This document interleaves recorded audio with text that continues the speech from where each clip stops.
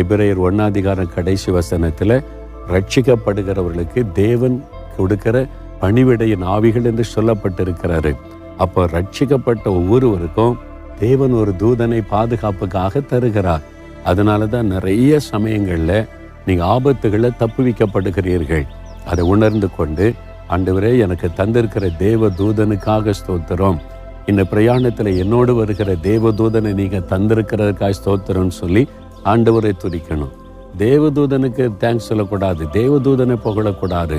அந்த தேவதூதனை கொடுத்த ஆண்டவருக்கு நன்றின்னு சொல்லணும். நீங்கள் சொல்லி பாருங்க, அந்த தேவதூதனுடைய பிரசன்னத்தை உணர முடியும். நான் அநேக சமயத்தில் அதை உணர்ந்திருக்கிறேன். நீங்களும் அதை விசுவாசிங்க. உங்கள் பக்கத்தில் தேவதூதனை கத்த நிறுத்தி இருக்கிறார். நீங்கள் எங்கே போனாலும் கூட வருவான். அவங்களை கவனித்து கொண்டே இருப்பார்.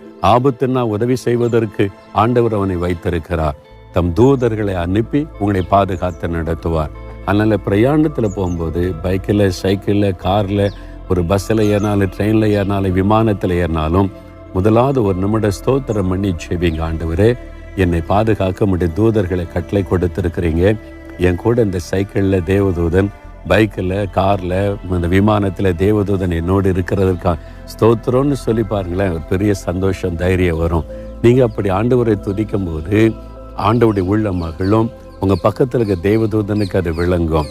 அதனால் ஆண்டவரே, எனக்கு தந்திருக்கிற தேவதூதனுக்காக ஸ்தோத்திரம். என்னை பாதுகாக்க, எங்கள் குடும்பத்தை பாதுகாக்க, எங்கள் குழந்தைகளை பாதுகாக்க ஆண்டவரை பணிவிடையின் ஆவிகளை எங்களுக்கு தந்திருக்கிறதற்காக, அந்த தேவதூதனுடைய பாதுகாப்புக்காக ஸ்தோத்திரம். ஆண்டவரே, நான் எங்கே பிரயாணப்பட்டால் என்னை பாதுகாக்க உம்முடைய தூதர்களுக்கு நீர் கட்டளை கொடுத்திருக்கிறதற்காக உமக்கு ஸ்தோத்திரம். இவ்வளவு கண்ணும் கருத்துமாக என்னை பாதுகாக்கிற என் தேவன் எனக்கு இருக்கிறபடியால் மனதார உம்மை ஸ்தோத்தரிக்கிறேன். இயேசு கிறிஸ்துவின் நாமத்தில் ஆமென்.